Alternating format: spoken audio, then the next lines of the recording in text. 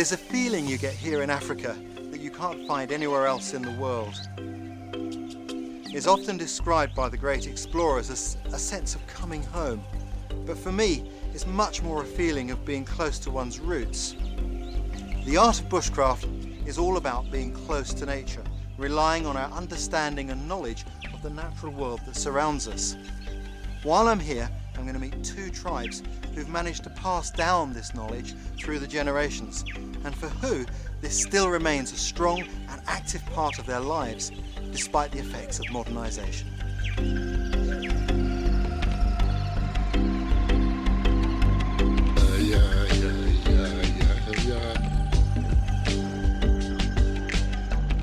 The first tribe I'm going to meet are the Hadza.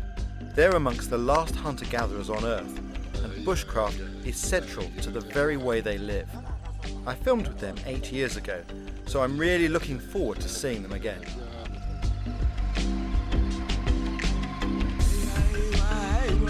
The Hadza live here in northern Tanzania, and my journey to see them will take me across some of the most spectacular landscapes in Eastern Africa.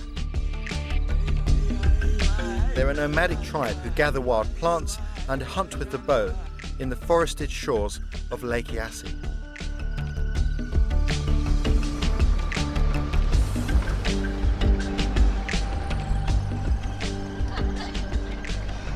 I have to tell you, it's fantastic to be back in Tanzania. And while I'm here, I'm going to be camping out. This is the beginning of the long rains, and so the climatic conditions are going to vary enormously on this journey, because at this time of year, the weather can be very unreliable.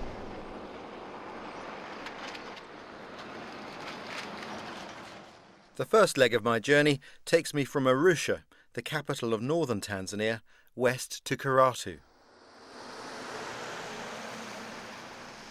Distances are huge in this country and the population is small. Karatu is the last township on my route. It's a bustling centre, crammed full of people and crammed full of shops. Going west, the next habitation of any size is a day's journey away.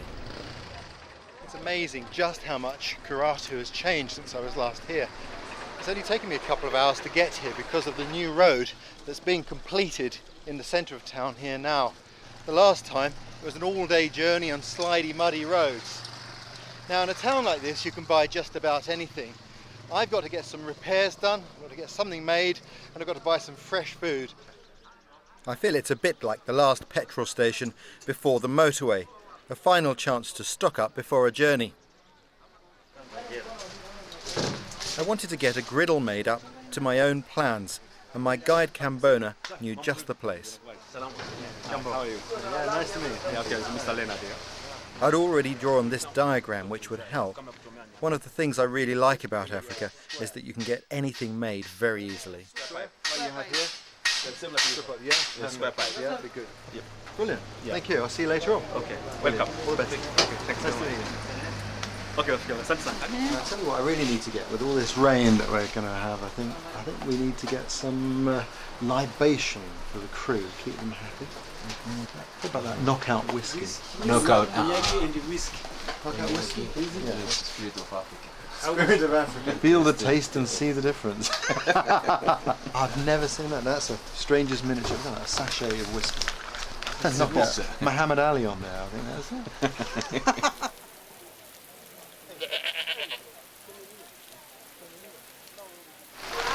Their African markets are fantastic. I really like them.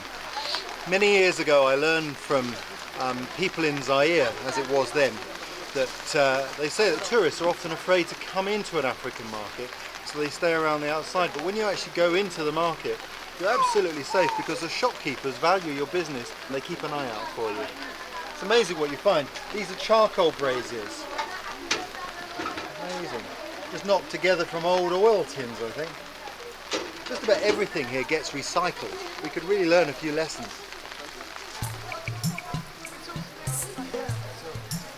I need 6.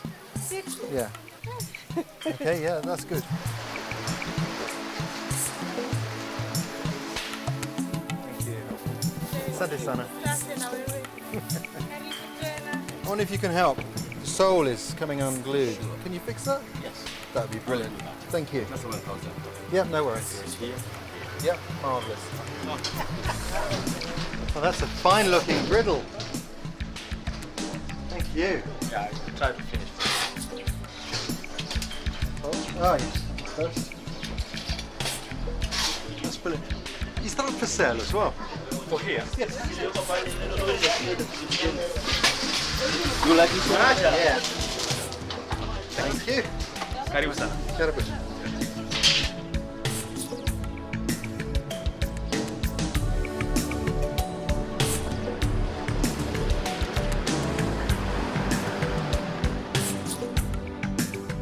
With all the stocks I needed from Karatu, I headed further west towards the Hadza. I love it when the road gives way to dust tracks. You really feel like your journey's begun.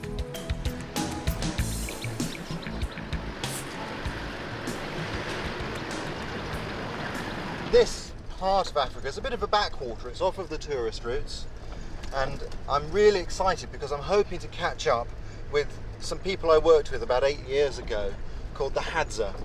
And they are one of the last true hunter-gatherer groups still living a traditional life on the planet.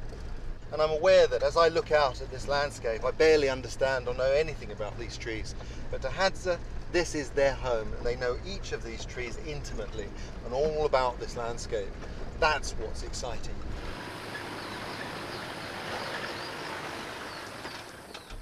I'm very close now to where I want to set up my camp, so I can start keeping my eyes open for the right sort of place.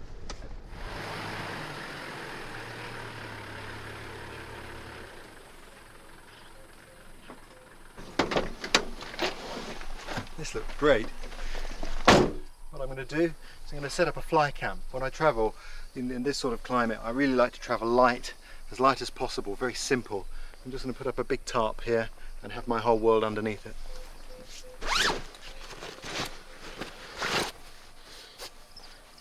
I know I could use a tent, but I prefer a fly camp because, as you'll see, it's really flexible.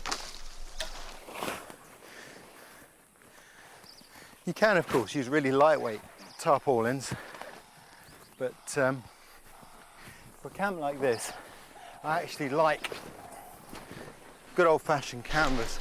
It has a certain degree of solidity that a lightweight nylon fly sheet doesn't provide. It gives a much better sense of home.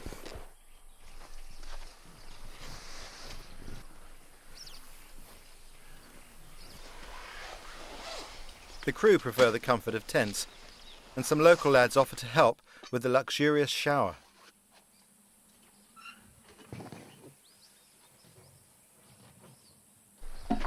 This is water.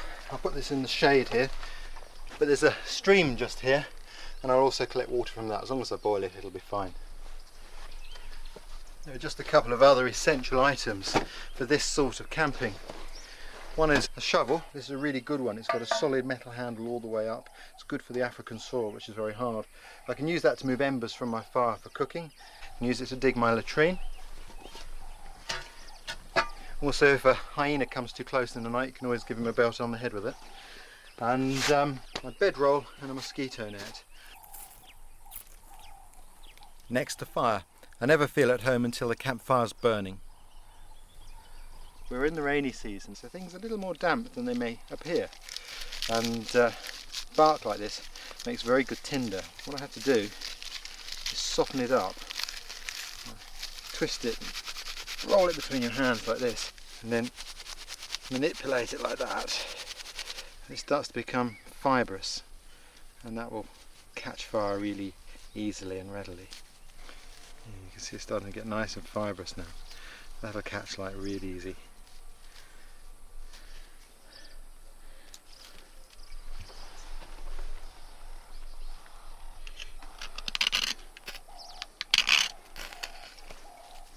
A spark stick is a very reliable way of making fire, especially in damp weather.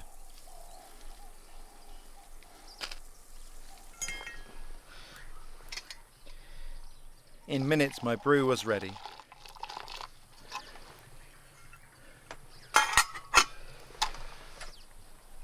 Well, that's it. Fly camp established.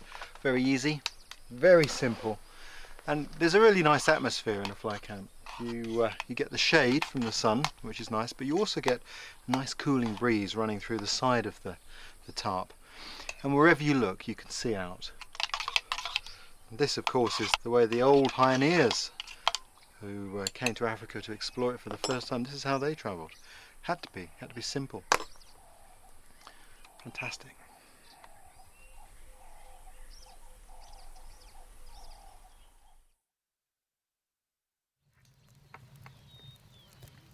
Next morning was an early start in order to prepare some bread for breakfast. It's an easy recipe with beer, which gives a nice yeasty flavour. Keeping it simple is the principle we employ out here always. A heavy cast iron pot like this holds the heat so you can roast or bake with it. It's a brilliant cooking device. Just prop that to keep it cool. While my bread was baking, across the clearing I saw the face of an old friend. When I was last with the Hadza tribe, I worked closely with this man. Gudo. Mitana. Mitana. How are you? I'm sorry, sir. A long while. Good. Because your hair's gone grey. I'm not sure. Ready? Yeah. So. It seemed like yesterday that I was filming with Gudo. I got to know him well, as he understands English, although he's reluctant to speak it.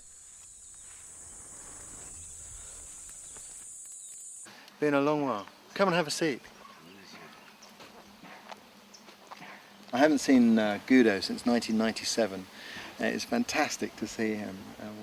We spent a lot of time here filming. It was wonderful. His hair's going grey, and I've shaved my beard off. But, it's really nice to see you.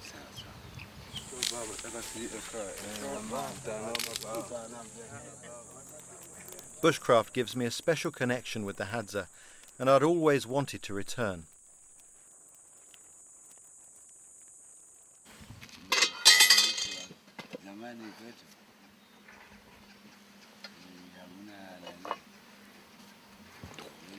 Things are overdone. In the excitement of meeting Gudo, I left the bread in a bit too long, but Gudo was too polite to refuse.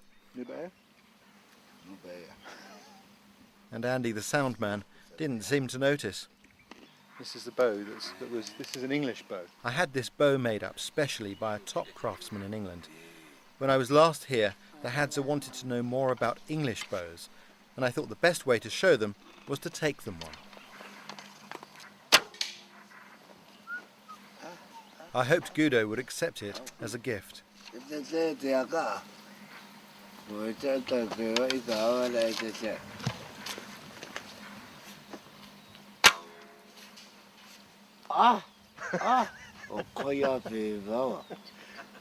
did he say, Cambona?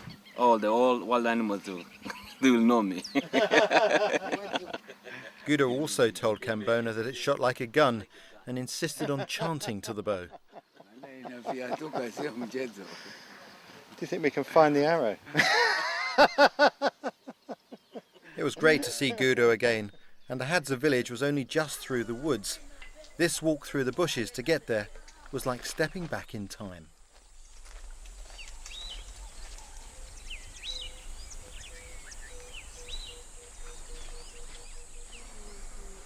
The Hadza live a very traditional lifestyle. They're semi-nomadic, moving when they feel they must, with very few possessions.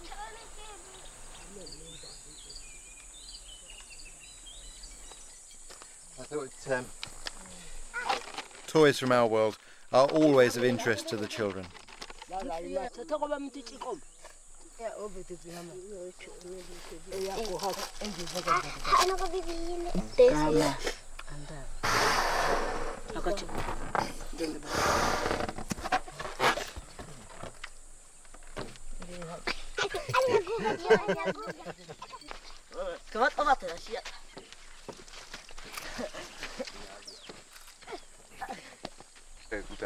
How are you? Nice to see you. Another person I met from last time was Mustafa. When I met him last, He was learning herbalism. Now he's an expert in all the traditional uses of the bush, and he showed me what he'd learnt of the plants in this area. Yep.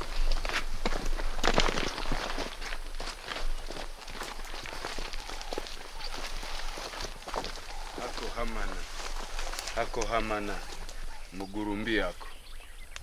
Mugurumbi yako. Mugurumbi yako. Hako hamana mugurumbi yako. Kateta otaishina.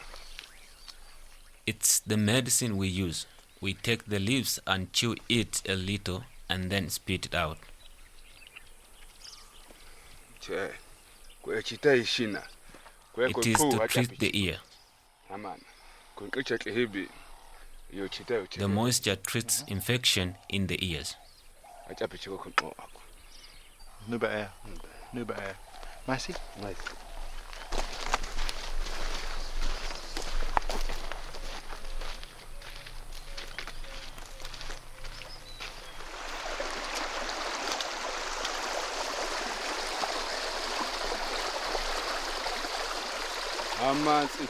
These plants call it Hammond by the hazard.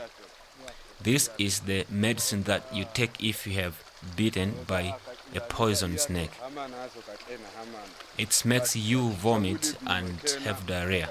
This makes you get rid of the poison from the system. Then you can boil the leaves as smoothing drink.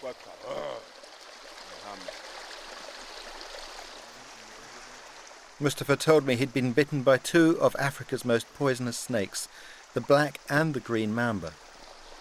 That's incredible. You don't very often hear of people surviving the bites of both a green and a black mamba. Sometimes people call the black mamba the 15-step snake. You take 15 steps after being bitten and drop dead. And it says an awful lot for their ability to deal with medical problems.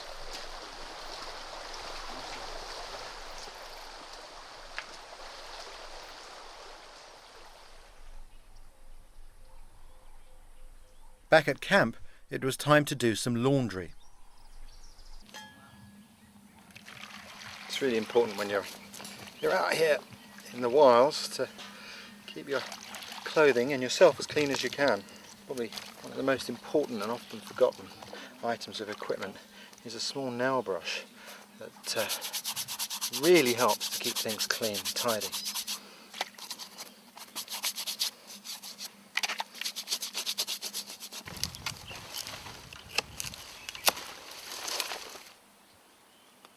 And to dry them, what better than a bush coat hanger? What I'm going to do is double that back like this and just begin to make a little rope.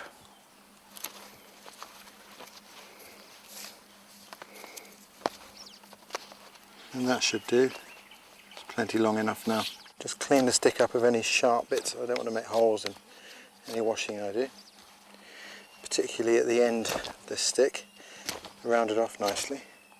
What I'm going to do now, I'm going to untwist that a little bit so I get a loop and just feed the stick in through there. There it is. Then I can hang that up on my washing line and I've got a coat hanger.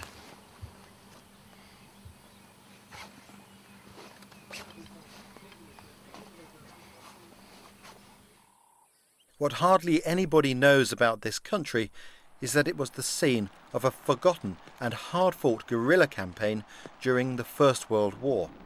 I find it impossible to imagine that nearly 50,000 Europeans camped out here during that conflict. It's a forgotten campaign in which the Allies sustained heavy losses. But the war fought here in East Africa wasn't anything like the one being fought in Europe. Here it was a case of manoeuvre and of guerrilla warfare, fought always in the bush. The greatest tactician by far proved to be the German commander, von Lettow-Vorbeck, whose knowledge of the terrain of East Africa proved to be the superior. The British imagined they'd make short work of the Germans, but in an early battle, the Battle of Tanga, in spite of having 8 times as many men, the Allies suffered a massive defeat.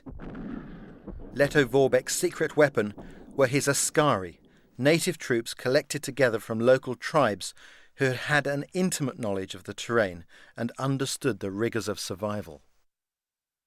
While the British were dying in droves from dysentery and suffering infestations of guinea worms and jiggers, the askari and Germans remained fit. It's no mere fluke that the German army fared so much better. After the war, von Lettow-Vorbeck wrote an account of his wartime experiences, and from this it becomes clear just how reliant he and his men were on their ability to live from the land. In fact, he made use of every natural material possible. The skins of animals killed for food were turned into boots. My experience showed me that the German can go barefoot where there are tolerable paths, but never through the bush. I had some lessons in boot making and succeeded with supervision in producing an object that at a push could be taken for a left boot, though it was intended to be a right.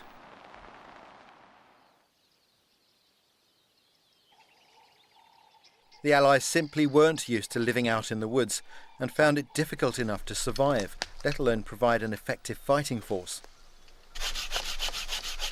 The Germans, taking their cue from the askari, quickly learnt that the bush was a rich food source. They used the muhogo root, which tasted like sweet potato, the pori nut with its rich and creamy flavour, and the umlenda leaf, which doubled as spinach. They also learned that these woods could double as a survival kit, if only you knew how. Understanding the potential of trees and plants is something that Lettow-Vorbeck found particularly fascinating. Bark like this has got hundreds of uses. You can use it to bind things together, turn it into string, and of course bark was what von Lettow-Vorbeck used to improvise bandages for his injured soldiers.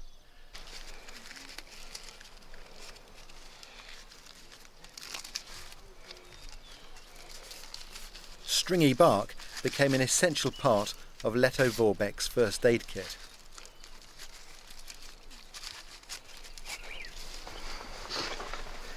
Feels like a cast. Feels like a cast. Yeah, it's amazing. This bark, you know, it's very effective. It's quite soft, and yet it's also very supporting. So you can imagine maybe putting something absorbent underneath there, some old flannelette boiled up and cleaned off, or maybe even some moss. When at last armistice was declared, it took a further 2 weeks before the news reached von Lettow-Vorbeck. At that time he still had an effective fighting force of 3,000 men, but nonetheless had to surrender. The British officers were delighted to at last have the chance to meet this legendary German general, some of them openly admitting that they had more affection and esteem for him than they did for their own leaders.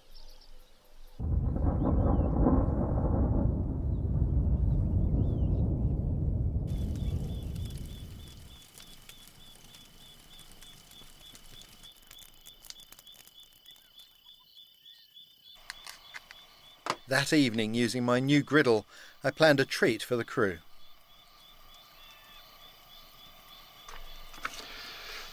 Well, I was hoping to cook some bananas with chocolate in them, but I discovered the production crew had managed to eat all of the chocolate we'd brought with us. So I'm resorting to improvisation, chocolate powder and knockout whiskey. We'll see how it works. This could be rocket fuel.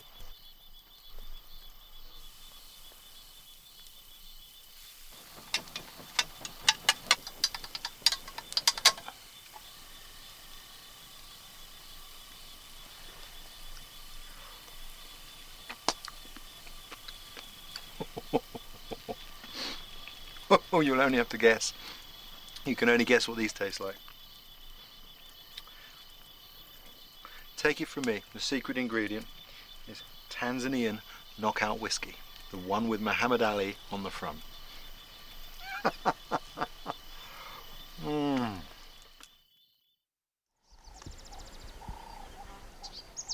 The Hadza live and breathe bushcraft, but of course they don't realise it. It's just the way they are.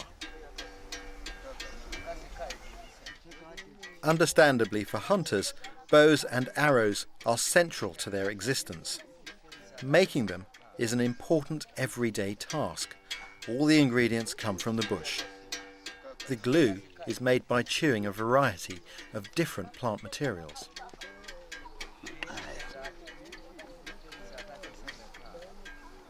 The fletching affects the speed and accuracy of the arrow. The twine he's using was made from animal sinews.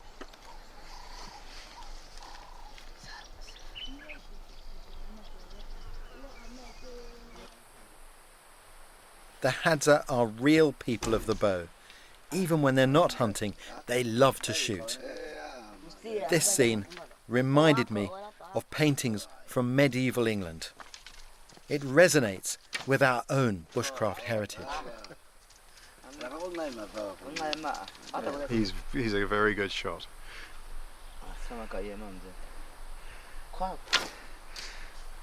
I have to shoot very gingerly with these bows. The last time I shot one of these, I broke it.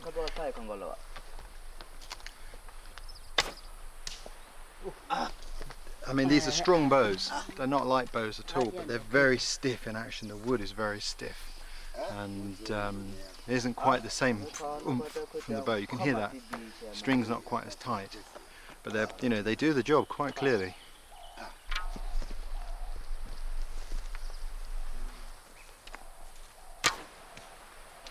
Everyone wanted to shoot Gudo's new bow.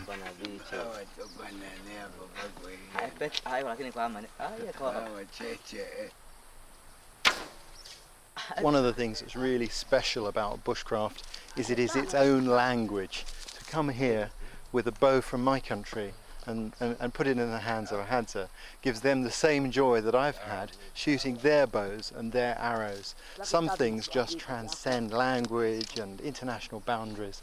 And I really think that these sorts of experiences bring us closer, human beings from different cultures, bring us closer in understanding to each other.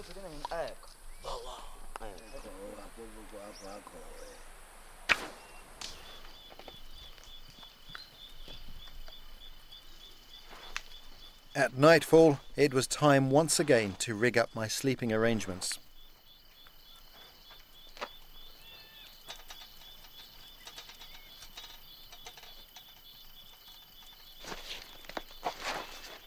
This is where the fly camp comes into its own.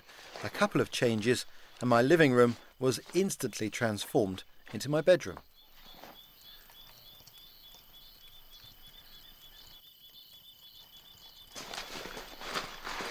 The net needs to be well tucked in against visiting creepy crawlies.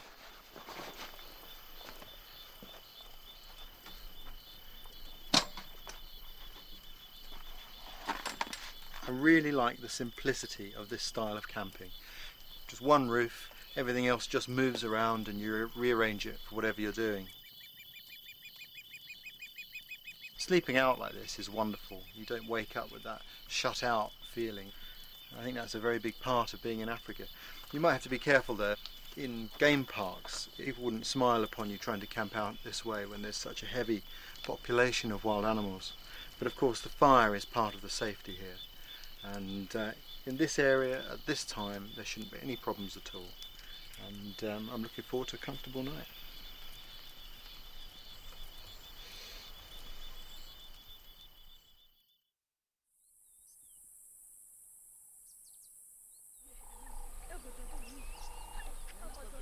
First light, and the Hadza women had invited me to see how they gather food from the bush.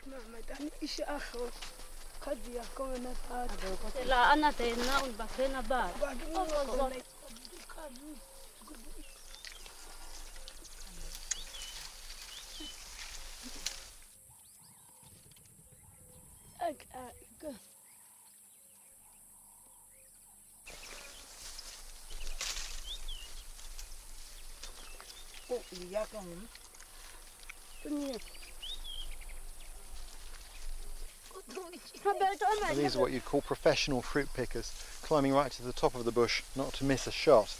The berries they're collecting are these. The Hadza call them ndushibi, and they're very sticky, sweet fruit with a large stone in the middle. I've eaten these before. It's nice to taste an old friend. These berries play an important part in the Hadza diet, but carbohydrates from roots are also essential.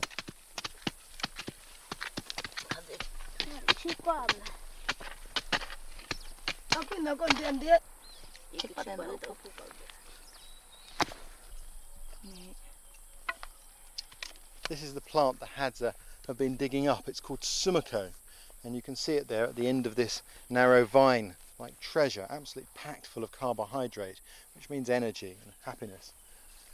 That belongs to this vine here with these small leaves.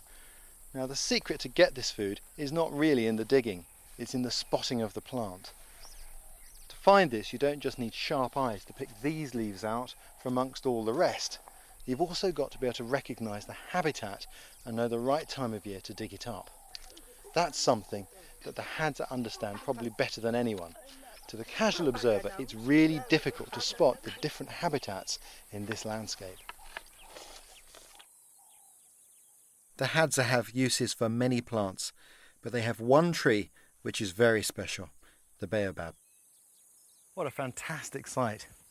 And this is a really important tree for survival in the African bush. It provides a host of different resources. At this time of year, when the leaves are on the tree, those green leaves can be collected and cooked as a spinach. The fruit that forms can be broken open and the pulp used to make cream of tartar. The seeds can be turned into coffee, or either of them can be used to make a porridge.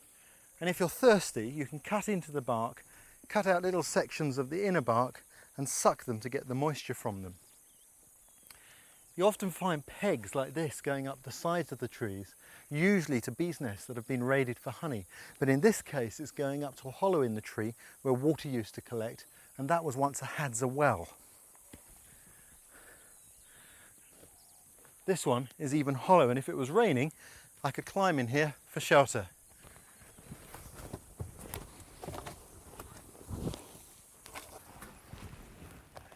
Isn't it incredible? What a fantastic space. And there's a secret. Most of the local Hadza women come to this tree to give birth. It means that many of the Hadza in this area were actually born inside this tree, literally children of nature.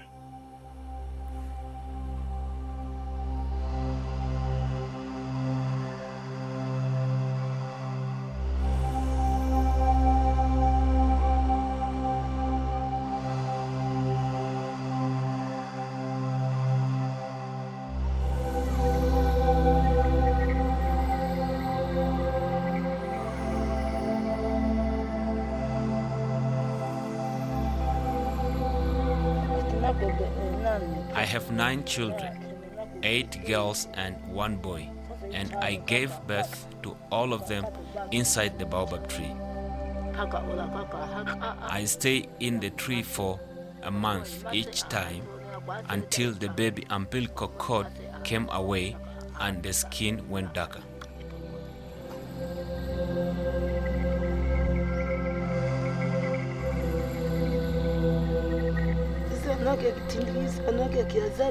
It is part of our culture.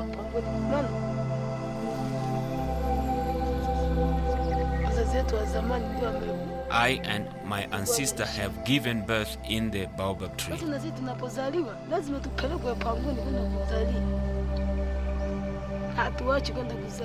I think if the custom dies away, you will see the Hadza people dying away as well.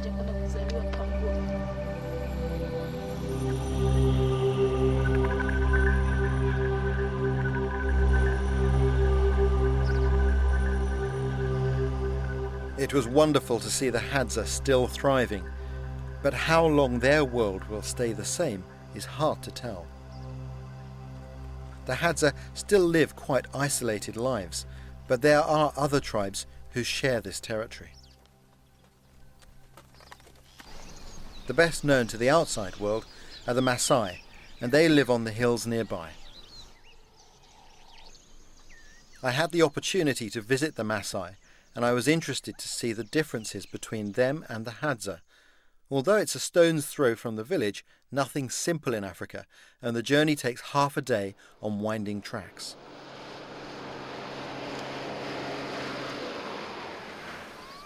Unlike the Hadza, the Maasai live in a fixed village surrounded by rich pasture land for cattle. Cows are central to their way of life, as Ollie Dorrup, a village elder, told me. Our story said that for the long time, there's something coming just like a rope down to the world. A rope from the sky to the world. Yes, a rope to the sky down to the world. And cows follow down to the Maasai area. The Maasai people took that story that even the white people, even black people, all the cattle in the world, they belong to the Maasai. I think the farmers where I come from would be a bit upset to hear that. Yes, sure. I'd been invited to a very special place where traditions are handed from one generation to the next. It's called an olpul. It was a real privilege, as very few Westerners are welcomed here. It's a long way from the village, hidden in a deep ravine where the young men can stay for days, sometimes weeks. This is their bushcraft school. It's a spiritual place where generations of young Maasai have been initiated into the accumulated knowledge of how to live safely in the bush. Every plant around here has a use, and the wonderful thing is that the knowledge is still being handed on.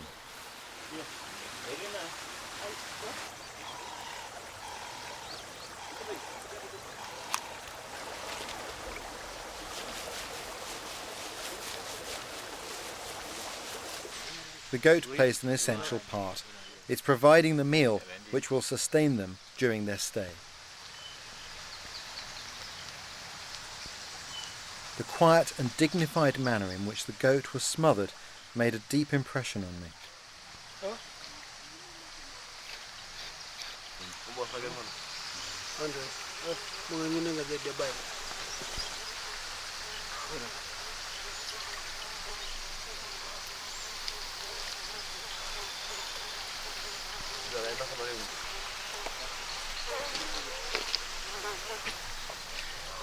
This may look gory, but fresh blood and meat is part of their tradition and forms a key element of their initiation into manhood.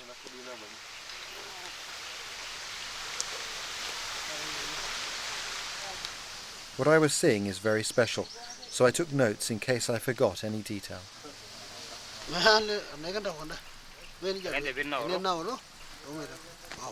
The most important part of the meal is a soup made simply from boiling the goat flesh, but a key addition is the bark of the umtogo tree, which is found just near the olpul.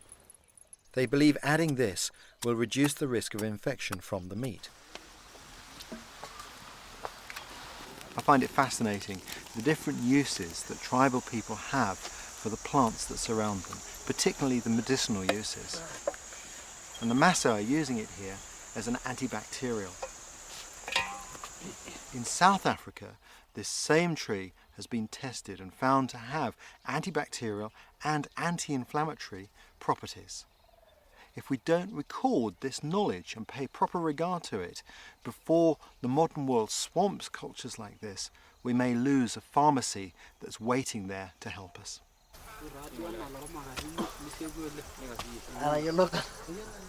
As I watched them drink their soup, I was struck by how timeless the ritual seemed and wondered just how old it was. The tradition is very old. I can say 100 years or more than 100,000. Because for the Maasai people, just orpul and the other traditional things, it is we must take, to be strong, to take care of our culture. One of the other lessons is in the use of the spear for self-defense. Where the Hadza use the bow and arrow, for the Maasai it's the spear.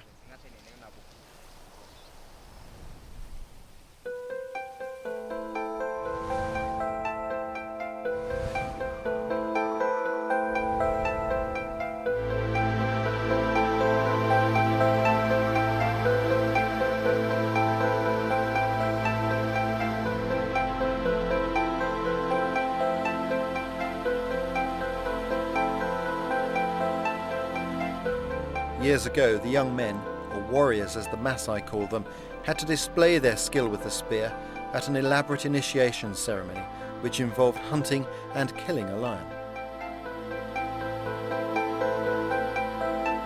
Today, they'd only kill a lion if they were in danger.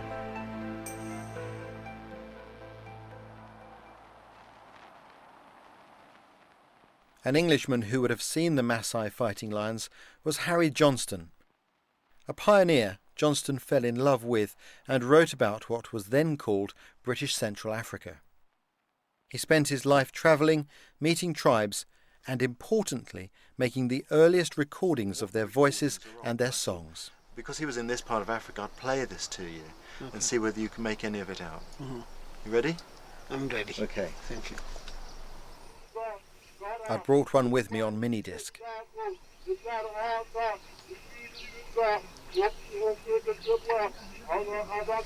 This was a real long shot. After all, I wasn't even certain these voices were Maasai.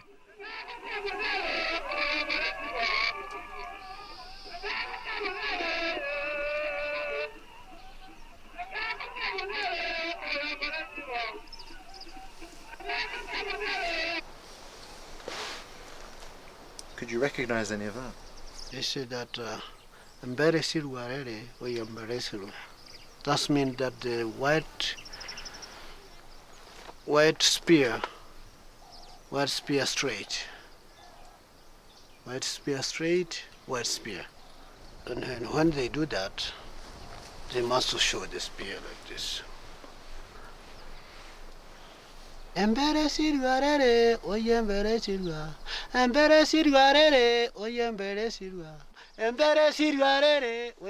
was stunned that Ollie Dorop recognised the song. Johnston made dozens of recordings, and I had no idea whether any would be recognisable to the Maasai today. It's amazing, isn't it? That was made in the 1890s. 1890s. Voices from the past. Johnston gives us an idea just how far back Maasai traditions extend. Yes.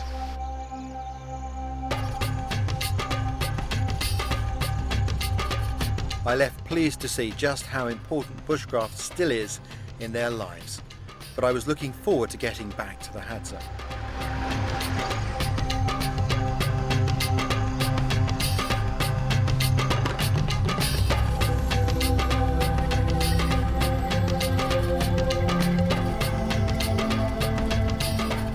I feel a special kinship with hunter-gatherers like the Hadza, but I couldn't help wondering what their future holds in store.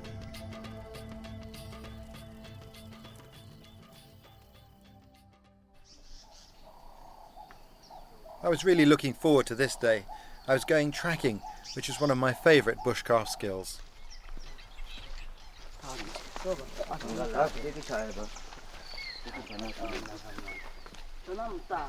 It's fantastic to come out tracking with people like the Hadza.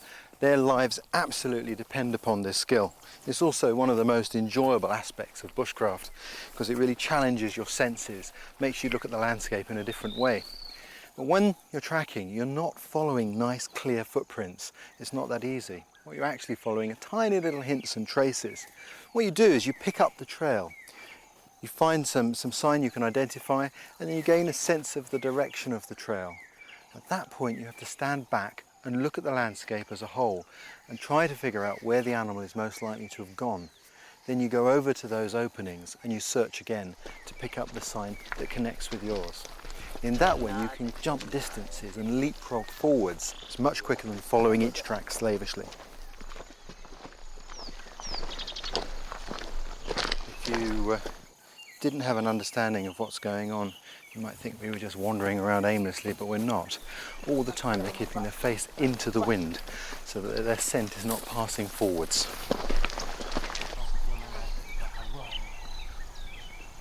But tracking with a film crew in tow is difficult, so the likelihood of actually catching up with an animal was sadly remote.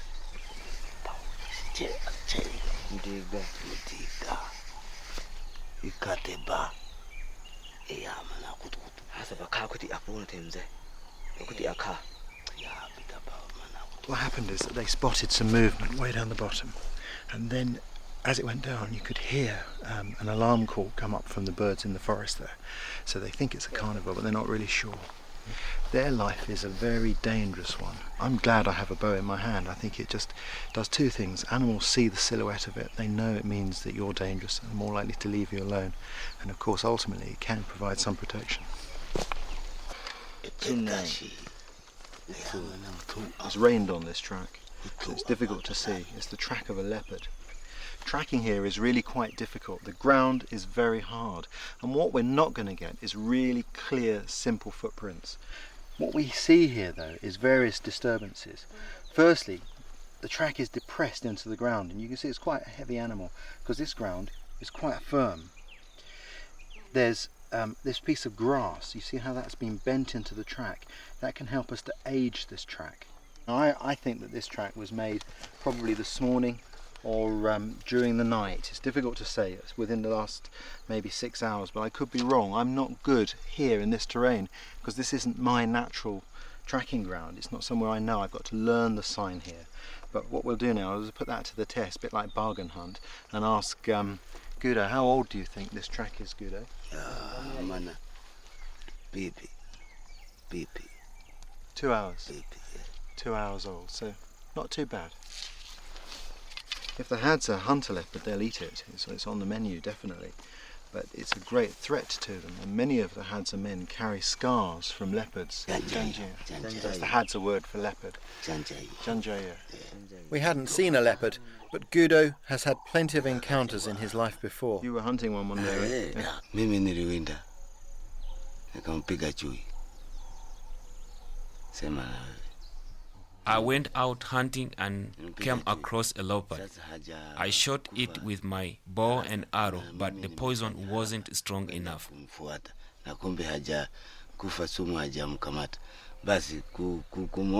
As I came near, the leopard pretended to be dead, then attacked me.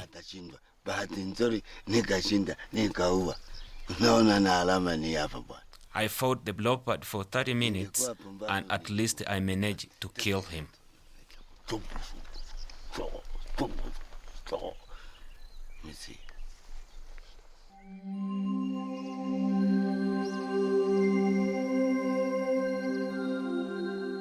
Every hunter has his story.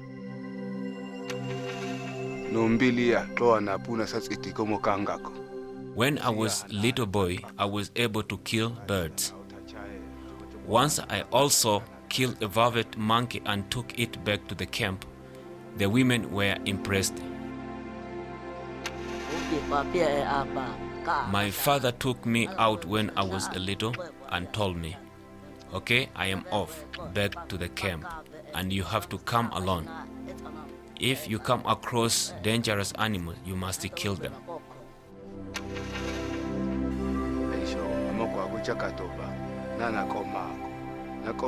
I came across a buffalo and shot him, but the arrow wasn't strong enough. I lay on the ground to avoid his horns, and as he approached, I hit him on his nose with a stick and he ran away.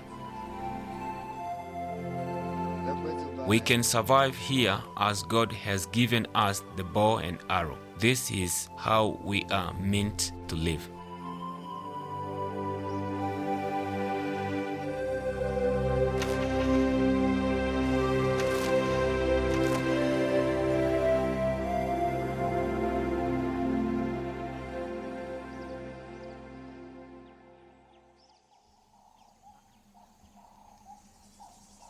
The Hadza live in a balance with nature we no longer understand. The reality of hunting is that although the pickings are often lean, they'll take what they can, but only what they need. But it's a way of life that's under threat. Despite being kings in the bush, the Hadza, like so many hunter-gatherers, fare badly in the world of politics. They rarely, if ever, have control over their own destiny. The Maasai, more numerous and powerful than the Hadza, have formalized their bushcraft and made it work in the context of the 21st century.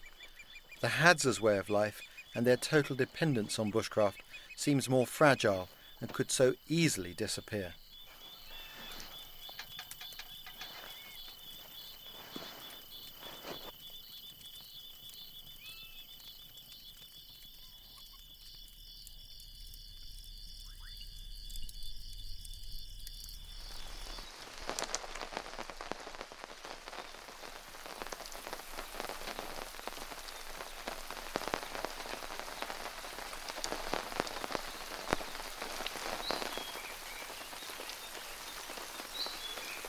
It was a very comfortable night.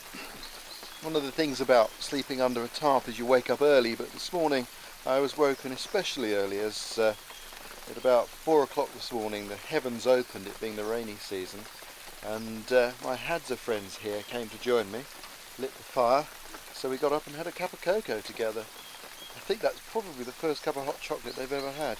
Anyway, it's all part of the fun of being out here, and I think that when you travel like this and you meet different cultures, you realise how similar we all are around the world. And it's in those small, quiet moments, maybe a steaming cup of cocoa on a rainy morning, that you really discover what humanity is really all about. It was only 5:30 a.m, but the day was already in full swing.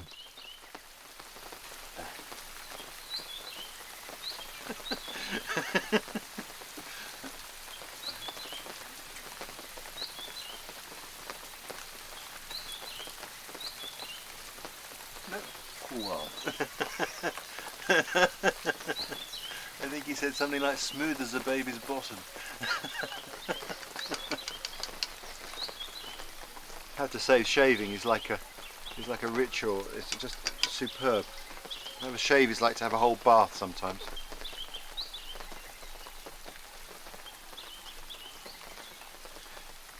Now, you'll think this is all set up, but it's not.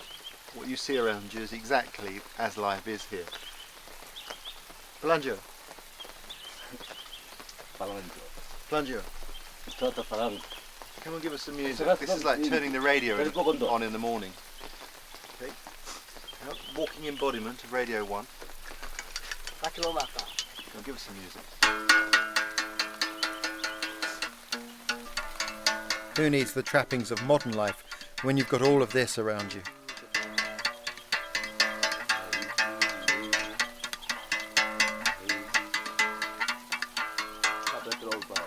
This is exactly as it is out here. Fantastic.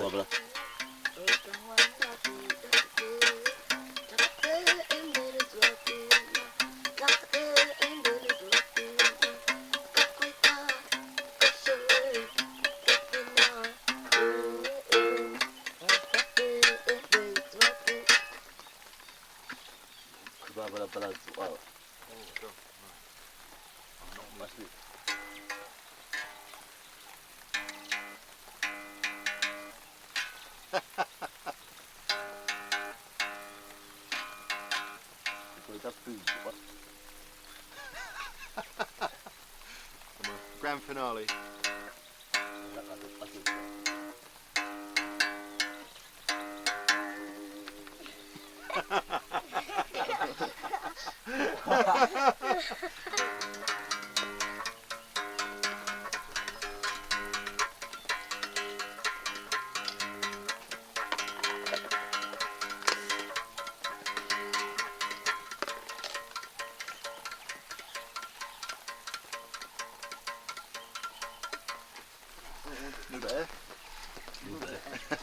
It's moments like this that stay with you forever. I'll tell you what, when it's time to leave, it'll be really hard to tear myself away from this.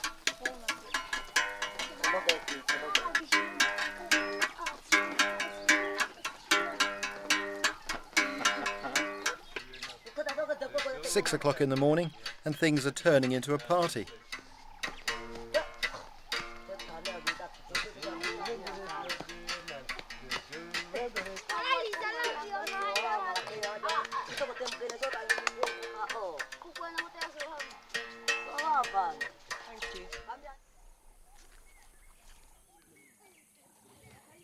It was my last day with the Hadza and we'd got a surprise for them. We were going to show them the film we made the last time I was here. Try and get that stable, that's probably high enough, isn't it? All right.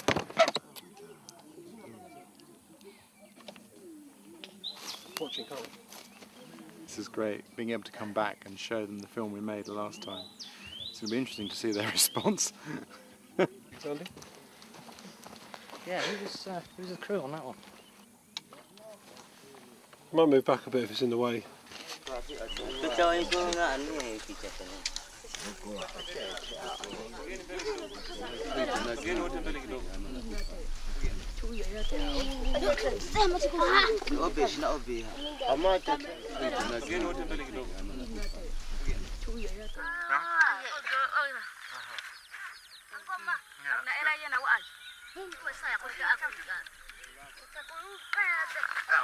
Brilliant, thank you. I've been invited to eat some of the root that we dug up. Let's spit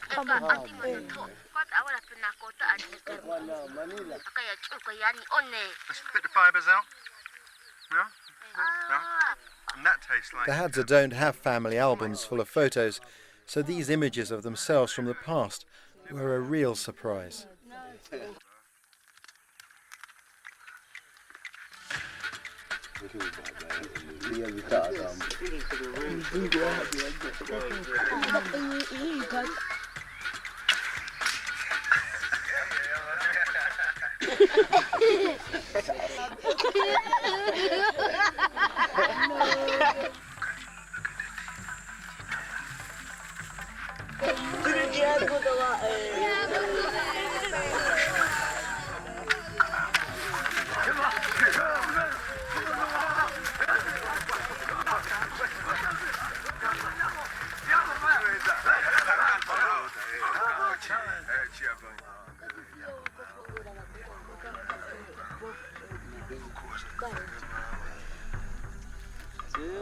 But don't expect applause and cheering at the end.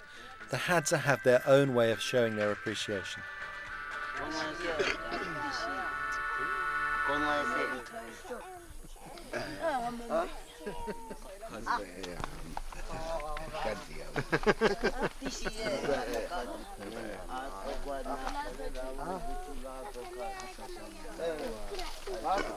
It's quite amazing, really. There are a few very tearful eyes there. It's pretty special. The only comment that was made is that they wish that people we'd filmed had been wearing skins.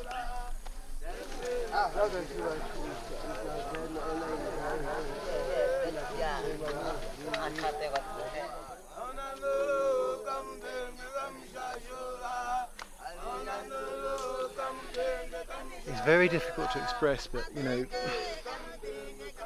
these are some of the most precious people.